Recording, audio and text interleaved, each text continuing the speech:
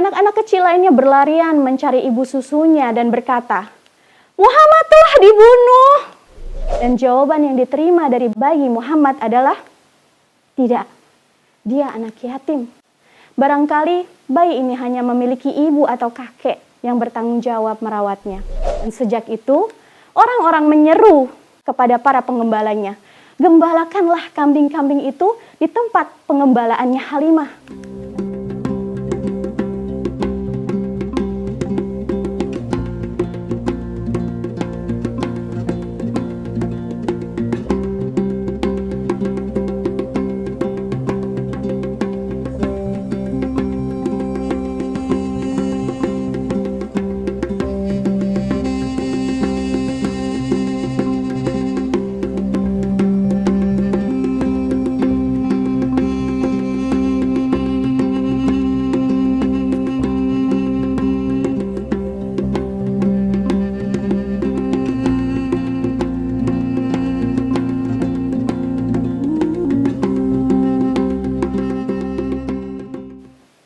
Assalamualaikum warahmatullahi wabarakatuh. Innal hamdalillah wassalatu wassalamu ala Rasulillah. Selamat berjumpa kembali dalam sajian kami Ibrah, isi baca bareng buku sirah, bersama mendalami sirah untuk hidup yang penuh rahmat Allah. Apa kabar pecinta sirah? Tak akan bosan kami mengajak. Yuk belajar sirah, bukan hanya sebagai kisah, tapi juga sebagai ibrah. Pada episode kali ini, kita sampai pada kisah kelahiran dan masa kecil Rasulullah Sallallahu Alaihi Wasallam. Penghulu para Rasul ini lahir di tengah-tengah keluarga Bani Hashim di Mekah pada subuh hari Senin, tanggal 9 Rabiul Awal di tahun peristiwa gajah. Diriwayatkan oleh Ibnu Sa'ad bahwa ibunda Muhammad Sallallahu Alaihi Wasallam bercerita, "Ketika aku melahirkan, dari rahimku keluar cahaya yang terangnya menyinari istana-istana Syam." Kalimat ini juga diriwayatkan oleh Imam Ahmad, Ad-Darimi, dan lain-lainnya. Setelah Muhammad lahir, Aminah mengirim utusan kepada Abdul Muthalib untuk mengabarkan kelahiran cucunya. Abdul Muthalib bergegas datang dengan sukacita. Digendongnya bayi itu ke Ka'bah untuk berdoa dan bersyukur kepada Allah. Dia menamai cucunya itu Muhammad, sebuah nama yang tidak terlalu lazim di kalangan bangsa Arab saat itu. Perempuan pertama yang menyusui bayi Muhammad setelah ibundanya Aminah adalah Suwaibah, seorang hamba sahaya Abu Lahab. Dia sedang menyusui anaknya yang bernama Masruh waktu itu. Sebelumnya, dia juga pernah menyusui Hamzah bin Abdul Muthalib dan Abu Salamah bin Abdul Asad al-Makhzumi. Di tengah Bani Sa'ad. Sudah menjadi tradisi bangsa Arab saat itu untuk mencari perempuan pedalaman untuk menyusui bayi-bayi mereka. Tujuannya agar si bayi terhindar dari penyakit yang biasa tersebar di perkotaan, agar dia bisa tumbuh dengan fisik yang kuat, juga terasah kefasihan bahasa Arabnya sejak kecil. Maka Abdul Muthalib mencari wanita yang bisa menyusui Muhammad. Akhirnya, ia menemukan seorang perempuan dari Bani Sa'ad bin Bakr bernama Halimah binti Abi Du'aib yang akan menyusukannya. Suaminya bernama Al-Harith bin Abdul Uzzah yang biasa dipanggil Abu Kabsyah. Saudara-saudara sesusuannya Muhammad adalah Abdullah bin Al-Harith, Anisa binti Al-Harith, dan Juzafah atau Juzamah binti Al-Harith yang biasa dipanggil dengan nama Asy-Syaimah.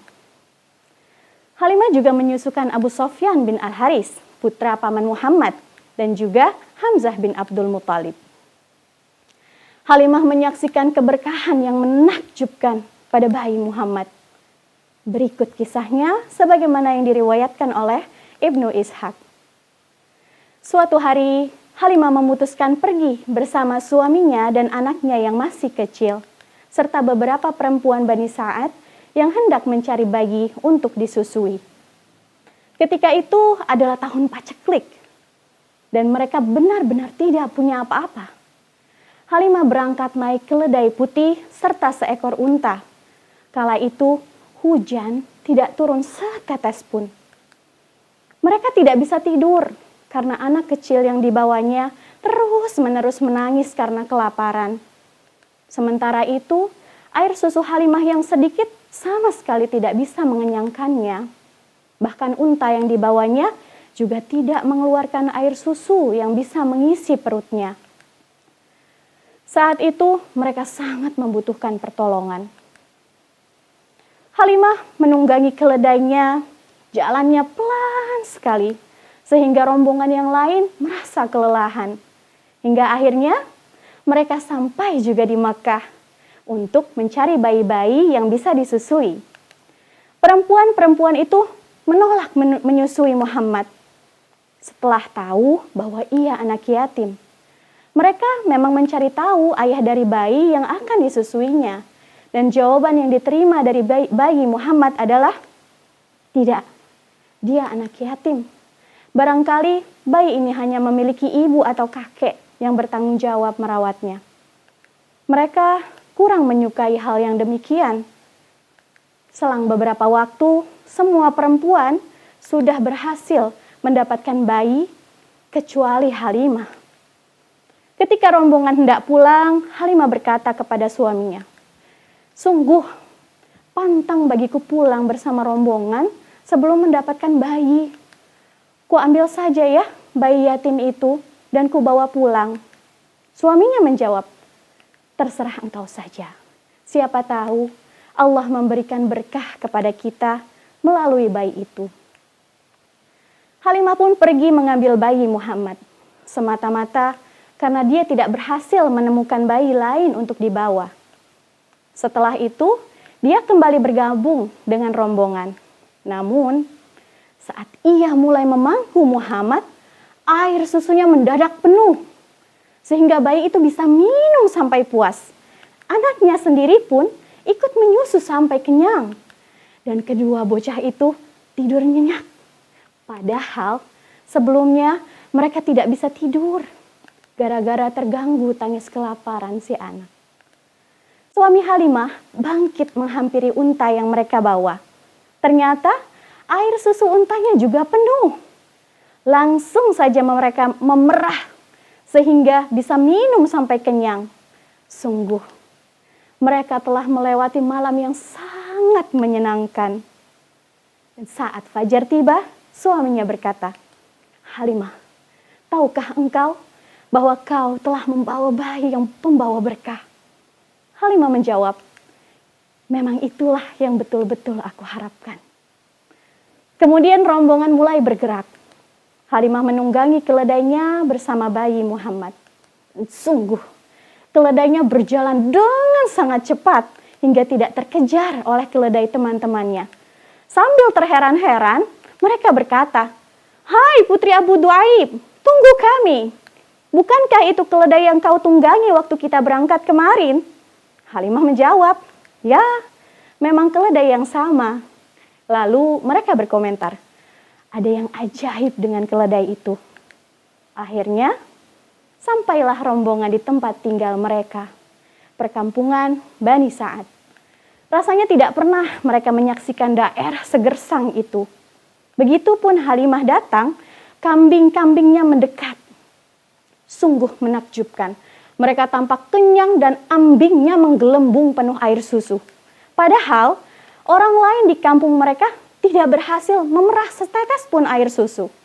Dan sejak itu orang-orang menyeru kepada para pengembalanya, "Gembalakanlah kambing-kambing itu di tempat pengembalaannya Halimah."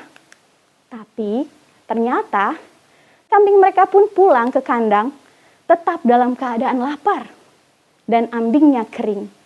Sementara kambing Halimah pulang dalam keadaan kenyang dan penuh air susunya.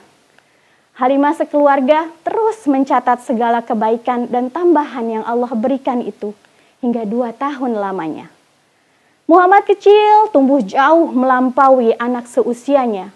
Belum genap 2 tahun, dia telah menjadi anak yang kuat dan gagah. Setelah masa penyusuan usai, Halimah menemui Aminah dan memohon agar ia sudi membiarkan Muhammad tetap tinggal bersama mereka.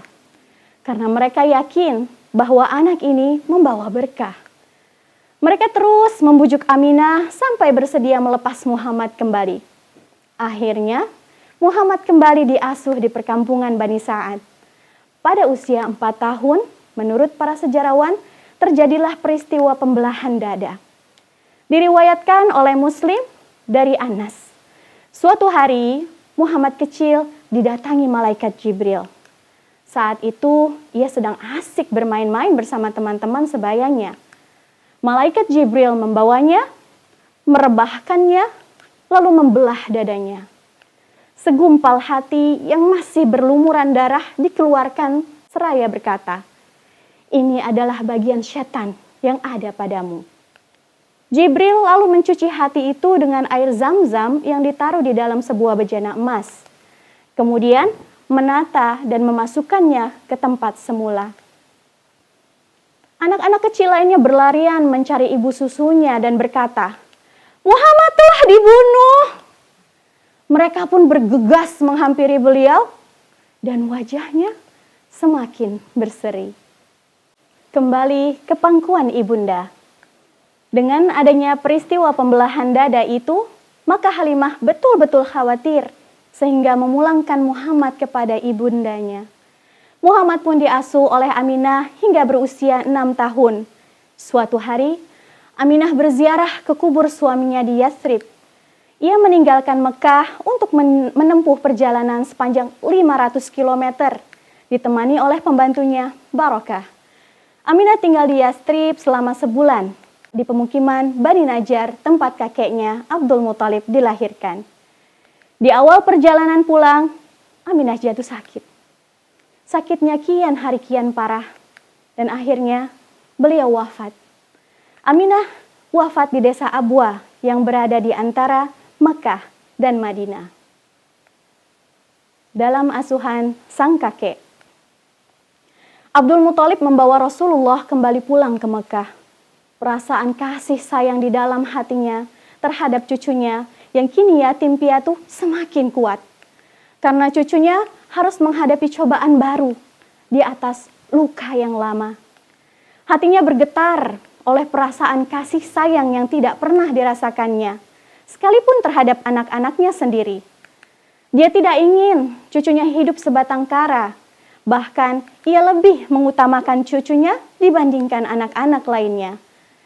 Ibnu Hisham mengisahkan bahwa ada suatu dipan khusus milik Abdul Muthalib di bawah naungan Ka'bah.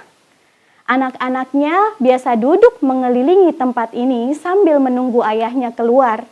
Tak seorang pun berani menempatinya karena menghormati ayah mereka.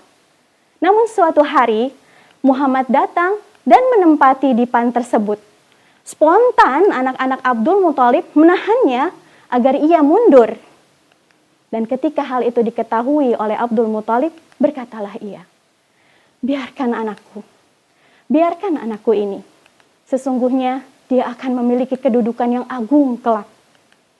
Lalu, ia akan menemani Muhammad duduk di situ seraya mengelus-ngelus punggungnya dengan rasa kasih sayang. Abdul Muthalib senantiasa bergembira terhadap apapun yang Nabi Muhammad lakukan. Pada saat Rasulullah SAW berusia 8 tahun, kakeknya meninggal dunia di Mekah. Namun sebelum meninggal, Abdul Muthalib sudah berpesan menitipkan pengasuhan sang cucu kepada pamannya Abu Thalib, saudara kandung bapak beliau.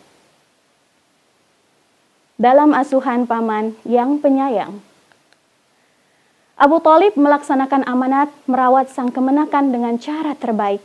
Seperti halnya ia mengasuh anaknya sendiri. Bahkan, ia mendahulukan kepentingannya di atas kepentingan mereka. Perlakuan tersebut terus berlanjut hingga beliau berusia di atas 40 tahun.